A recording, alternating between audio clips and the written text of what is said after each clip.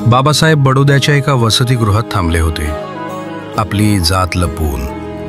पण एके दिवशी वसतिगृहाच्या मालकाला जात समजली. त्या रात्रीच त्यांना सामान आवरून निघावं लागलं एकटं रस्त्यावर. ते म्हणाले, मी इतका थकलो होतो की रस्त्यावरच झोपण्याचा विचार केला होता.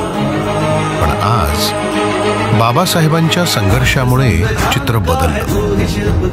आज दलित विद्यार्थ्यांसाठी देशभरात शासकीय वसतिगृह आहेत, शिष्यवृत्त्या आहेत आणि संवेदनशील वातावरण आहे. बाबासाहेबांसाठी निवारा नव्हता, पण त्यांनी लाखोंसाठी निवाऱ्याचं स्वप्न उभं केलं. आजची छपरं उभी राहिली कारण कोणी एकेकाळी रस्त्यावर झोपला होता.